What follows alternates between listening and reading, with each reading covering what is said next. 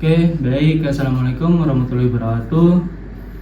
Perkenalkan, nama saya Muhammad Farhan Mahaputra dengan NIM 70 dan rekan saya Ahmad Hakim dengan NIM 44. Pada kesempatan ini, kami akan mempresentasikan proyek kami yang berjudul Sistem Data Siswa Berbasis Microservice.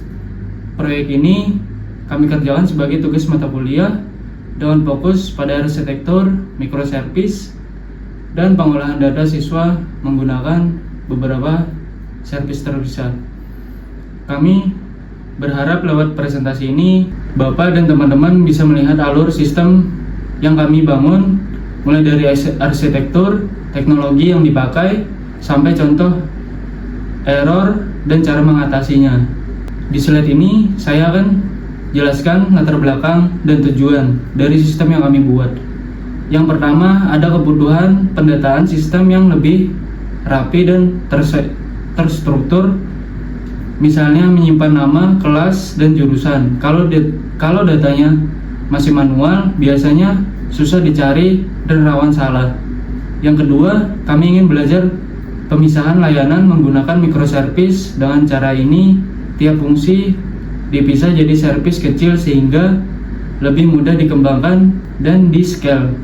Dari latar belakang tersebut, tujuan proyek kami adalah mengimplementasikan arsitektur microservice secara nyata, menerapkan autentikasi JWT dan role admin atau user, serta mempraktikkan penggunaan Docker untuk menjalankan beberapa servis sekaligus. Pada arsitektur sistem, di sebelah kiri ada gateway atau frontend. Di port 8080, semua request dari browser masuk hanya ke gateway ini.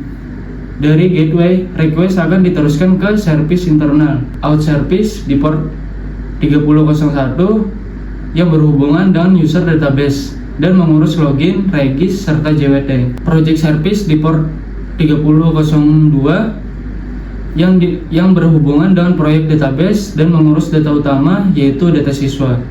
Jadi konsepnya, browser menuju gateway, lalu gateway meneruskan ke out atau project service, kemudian ke database. Dengan pola seperti ini, setiap service punya tanggung jawab jelas dan bisa dikembangkan secara terpisah. Next, teknologi dan tools. Berikut adalah teknologi dan tools yang kami gunakan. Untuk backend, kami menggunakan Node.js dan Express.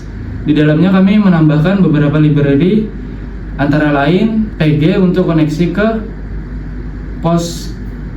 PostgreSQL, Basecamp.js untuk hosting password, JSON Web Token untuk pembuatan dan verifikasi JWT, JOD untuk validasi input, .np untuk membaca file, ANP, serta Morgan dan Helmet untuk logging dan security header. Untuk database kami memakai PostgreSQL dan ada dua instance, satu sebagai user DB dan satu lagi sebagai project DB.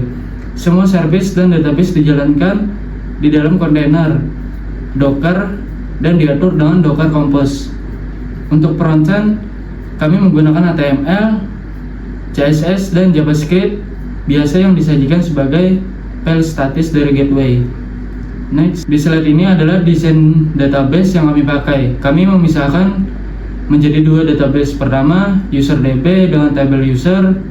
Kolom utamanya antara lain ID sebagai UUID, primary key, email dan password hash untuk menyimpan akun. Kedua, project DB dengan tabel student. Kolom utamanya ID sebagai primary key, user ID yang menghubungkan ke user dan unik per pengguna. Lalu kolom nama, kelas, dan jurusan sebagai data utama siswa. Di sistem ini ada dua jenis role utama, admin dan user. Admin memiliki hak penuh terhadap data siswa, misalnya melakukan crush semua data dan mengakses endpoint seperti API student dan API student ID. Sedangkan user biasa hanya boleh mengakses data sendiri melalui endpoint get API student me untuk melihat data dan put API student me untuk mengupdate nama, kelas, atau jurusan. Di slide ini terlihat struktur folder proyek kami. Di dalam folder utama sistem data, siswa, microservice, kami punya 3 folder service. Yang pertama out service untuk layanan login, dan manajemen user. Yang kedua project service untuk layanan data siswa. Dan yang terakhir, ketiga, dan gateway sebagai penghubung dan penyaji tampilan web. Di luar itu ada beberapa file pendukung penting, yaitu Docker Compose YAML yang mengatur semua kontainer, env example atau env untuk konfigurasi environment, dan readme md sebagai dokumentasi singkat. Slide ini menjelaskan tentang konfigurasi environment dan Docker Compose. Pertama, kami memiliki file env yang berisi beberapa bagian create DB seperti user DB host, user DB user, project DB host, dan seterusnya, serta secret seperti JWT secret, service key, dan admin bootstrap key. Nilai-nilai ini tidak kami tulis langsung di kode, tapi dibaca dari environment supaya lebih aman dan mudah diubah. Oke, baik, selanjutnya akan dijelaskan oleh rekan saya. Ya, perkenalkan, nama saya Achmat Hakim dengan NIM 44. Di sini saya akan menjelaskan pada slide 9, yaitu out service memiliki 2 endpoint utama, yaitu post API register untuk registrasi dan post API login untuk login. Saat register, data divalidasi dengan ZOT password di hash menggunakan Braille. Lalu user disimpan ke tabel user dan sistem memanggil project service untuk membuat data siswa awal. Pada saat login, sistem mencocokkan email dan password. Lalu jika valid akan dibuatkan JWT berdurasi 7 hari berisi ID, email, dan role yang digunakan untuk mengakses endpoint terproteksi. Lalu di sini slide 10, yaitu project service menangani data siswa dengan beberapa endpoint utama. Post internal student bootstrap dipanggil out service saat registrasi.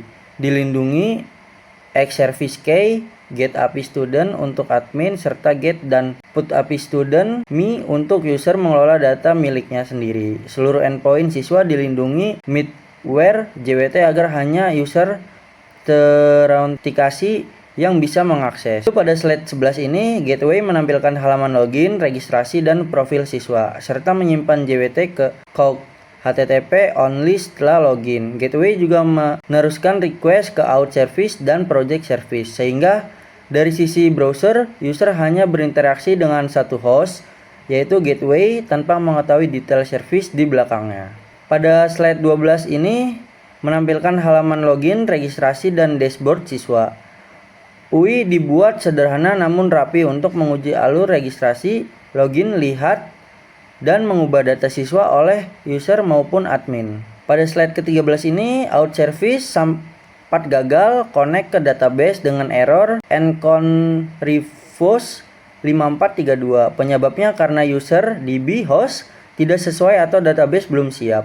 Solusinya memastikan host user DB 5432 di env, lalu reboot dengan Docker Compose up di build. Lalu pada slide ke-14 ini error kedua. Masalahnya JWT terjadi karena JWT secret belum diisi dan COC token tidak ikut terkirim. Solusinya yaitu mengisi JWT secret, rebuild container, serta menambahkan credentials include pada fetch agar COC JWT terkirim. Setelah itu autentikasi berjalan normal. Lalu pada slide ke-15 yaitu masuk ke error 3, registrasi gagal karena service key, out service, dan project service berbeda, sehingga request internal ditolak. Solusinya menyamakan nilai service key di kedua env dan Docker Compose. Setelah itu proses bootstrap data siswa berjalan sukses. Sebagai kesimpulan, sistem Microservice yang kami bangun berhasil berjalan dengan baik. Ya, kami dari kelompok 9 mengucapkan terima kasih. Mohon maaf jika ada salah kata. Mohon maaf selebihnya. Wassalamualaikum warahmatullahi wabarakatuh. Oke, perkenalkan, nama saya Muhammad Farhan Maputra dengan NIM 70. Di sini saya akan mendemonstrasikan progres yang sudah kami kerjakan dan menjelaskan secara singkat dengan folder apa yang kami gunakan dan apa isi file tersebut. Di sini terdapat folder yang kami gunakan dalam project sistem data siswa. Lalu di sini terdapat isi file dari ENP example. Selanjutnya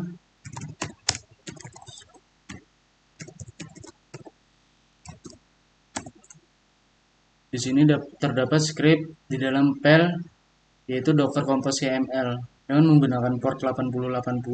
File tersebut berisi userdb, projectdb, out service, project service, gateway. Selanjutnya untuk file out service atau package JSON, di sini terdapat isi dari file out service atau package JSON.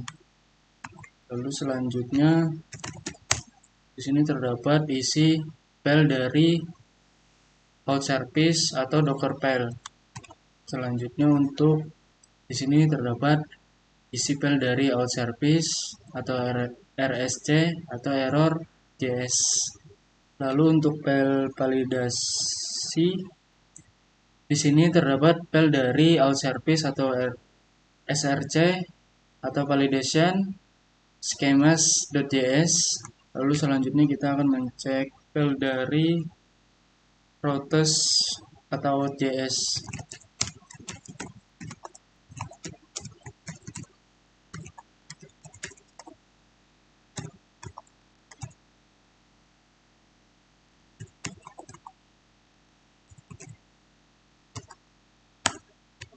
Baik, di sini terdapat isi file dari routes atau JS. Lalu untuk file indeksnya, ini untuk file index.js-nya. Lalu selanjutnya file untuk implementasi project service data siswa.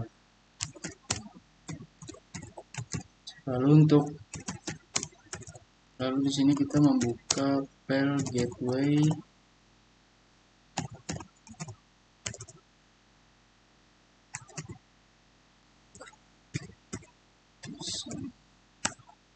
Untuk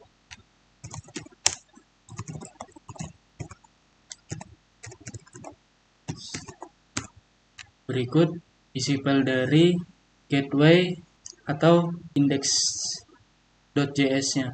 Lalu untuk file style CSS-nya. Lalu setelah itu kita akan menjalankan aplikasi secara lokal.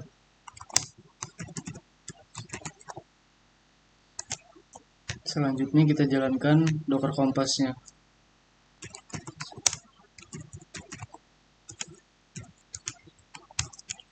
Oke, untuk Docker Compose up build-nya itu sudah running semua. Selanjutnya kita langsung uji coba ke webnya langsung. Di sini kita memakai link http localhost itu 8080 dan di sini saya akan memprogram untuk link lokal agar bisa masuk dengan berbagai device dan dalam satu jaringan. Yang pertama, kita cek jaringan di CMD dulu.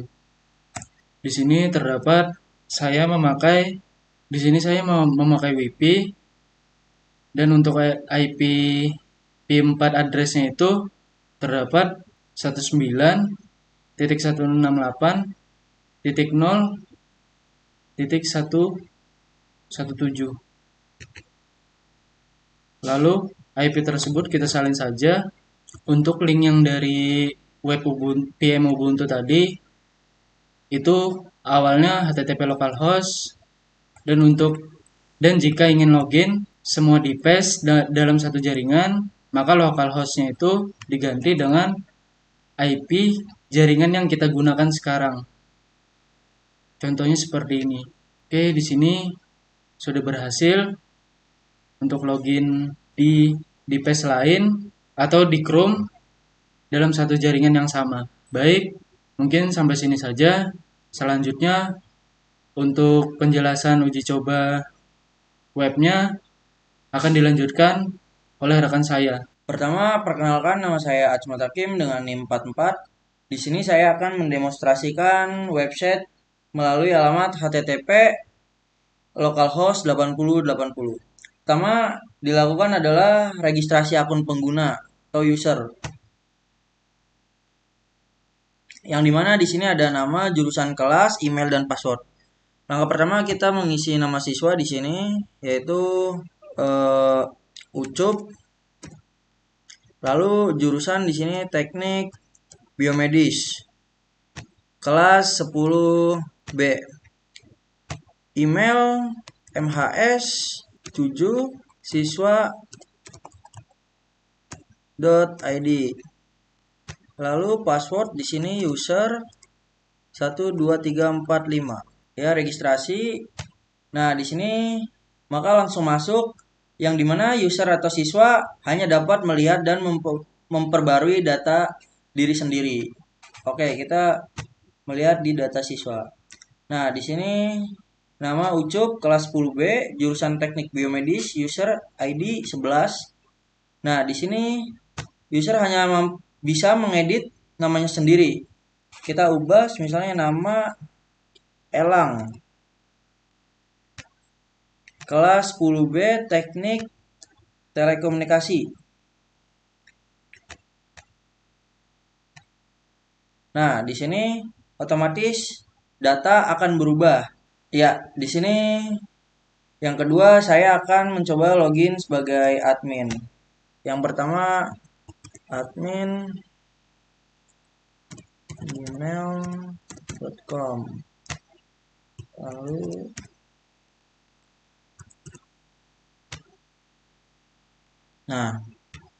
di sini dimana admin dapat melakukan CRUD pada semua data mahasiswa. Total mahasiswa di sini ada 7. Kita login data siswa. Nah, di sini ada nama-nama mahasiswa. Nah, admin juga bisa mengedit. Misalnya di sini ada nama Liando, S1-10C Teknik Informatika. Kita edit di sini namanya menjadi Icat, S1-10B Teknik Logistik. Nah, di sini nama akan berubah, yang tadinya Aliando menjadi Icat. Lalu di sini admin juga bisa menambahkan siswa. Kita coba user ID-nya itu 17.